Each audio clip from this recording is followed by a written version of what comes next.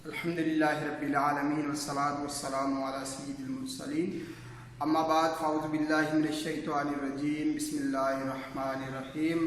मोहतरम व्यूअर्स, अवाजे सामूं चंद औराद खणी वरी हाज़िर थियो आहियां। इन खां ॿ वीडियोज़ पहिरियां अपलोड कयूं हुयूं, जेकी आशिक़ाने रसूल तमामु घणो पसंदि कयूं। हीअ टियों क्लिप आहे, टी वीडियो आहे औराद जे हवाले सां, औराद वज़ाइफ़ जे हवाले सां।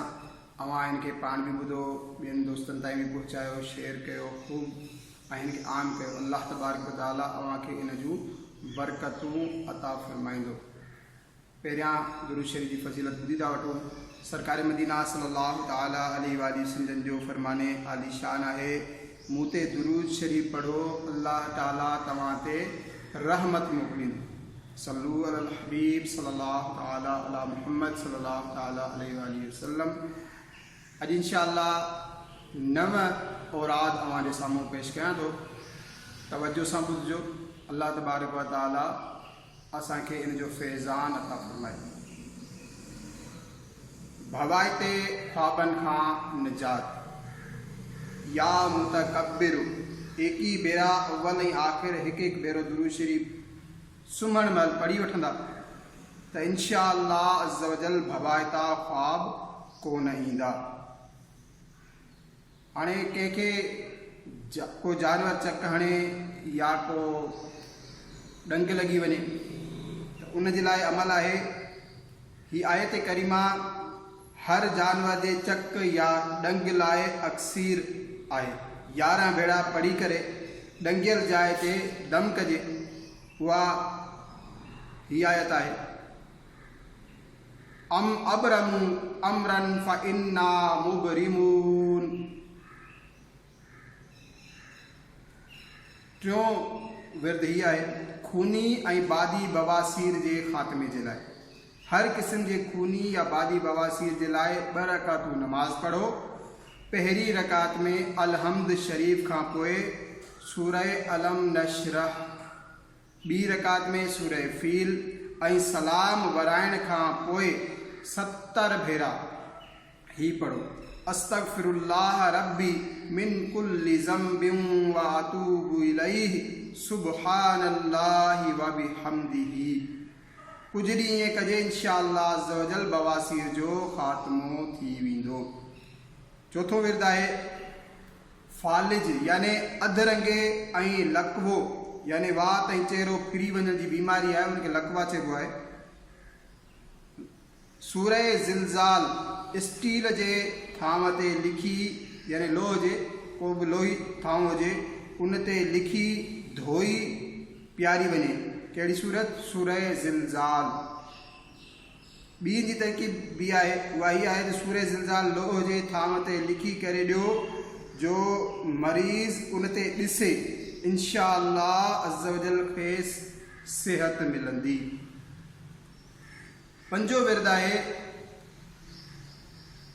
वेसर जी बीमारी ख़तम करण जो, यानी कुवत हाफ़िज़ा यादाश्त जी सघ वधाइण जे लाइ। दीनी किताब या इस्लामी सबक पढ़ण खां पहिरियां हेठि ॾिनल दुआ पढ़ी वठो। इन जी अवल आख़िर दुरूद शरीफ़ पढ़णु घुरिजे। इंशाअल्लाह अज़्ज़ वजल जेको कुझु पढ़ंदो यादि रहंदो।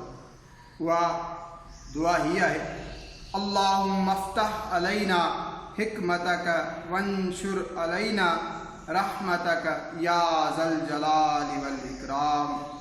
हिन जो तर्जुमो बि ॾाढो प्यारो आहे, ए अल्लाह अज़्ज़ वजल असां ते इल्म ऐं हिकमत याने दानाईअ जा दरवाज़ा खोल ऐं असां ते पंहिंजी रहमत नाज़िल फरमाए। ए अज़मत ऐं बुज़ुर्गी वारा।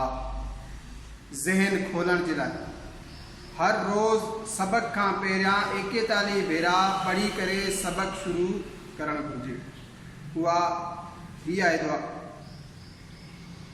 इलाही अंत इलाहुन आलिमुन व अना अब्दुक जाहिलुन असअलुका अन तरज़ुक़नी इल्मन नाफ़िअन व फ़हमन कामिलन व तबअन ज़किय्यन व क़ल्बन सफ़िय्या हत्ता आबुदक वला तुहलिकुनी बिल जहालती बिरहमतिका या अरहमर राहिमीन।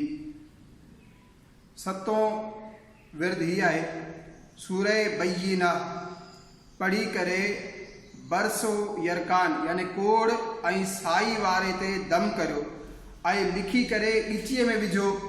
खाधे ते ॿई वक़्त हीअ सूरत सही खां यानी दुरुस्त पढ़ंदड़ खां पढ़ाए दम करे खारायो। अल्लाह ताला चाहियो त घणो फ़ाइदो थींदो। अठों विर्द आहे या मुसब्बिबल असबाब 500 भेरा अव्वल आखिर दुरूद शरीफ़ 11 भेरा सोमाणी जी नमाज़ खां पोइ क़िबले जी तरफ़ मुंहुं करे बावुज़ू उघाड़े मथे अहिड़ी जाइ ते जिते मथे आसमान जे विच में का बि शइ रुकावट न हुजे, हेसि ताईं जो मथे ते टोपी बि न हुजे, पढ़ंदा रहो। 9 विर्द आहे रोज़गार जी ॻोल्हा में। काफ़ी इस्लामी ॿाहिरि रोज़गार जी ॻोल्हा में रहंदा आहिनि, रोज़गार नथो मिले। अचो अव्हां जे लाइ तसल्ली जो सामान आहे। रोज़गार जी ॻोल्हा लाइ सूरह इख़लास खे बिस्मिल्लाह शरीफ़ सां गॾु 1001 भेरा अव्वल ऐं आख़िर 100 भेरा दुरूद शरीफ़ पढ़े उरूज माह यानी चंड जे पहिरीं खां 14 ताईं में इन जो पढ़णु निहायत असराइतो अमल आहे। इंशाअल्लाह ॿी क्लिप में असां वधीक जेके औराद आहिनि उहे ॿुधंदासीं। हिकिड़ी ॻाल्हि तवजो लाइक़ु आहे त हीअ जेके अव्हांखे आयतूं या दुआऊं पढ़ी करे ॿुधायूं वञनि थियूं, जेकॾहिं तव्हां इन्हनि खे ॾिसी करे पढ़णु या यादि करणु चाहियो था त मुंहिंजे शेख तरीक़त अमीर अहले सुन्नत दामत बरकातुहुल आलिया जो किताबु आहे मदनी 5 सूरा। मदनी 5 सूरा इहे औराद जेके आहिनि 220 खां पेज नंबर 220 खां हिन में ॾिनल आहिनि।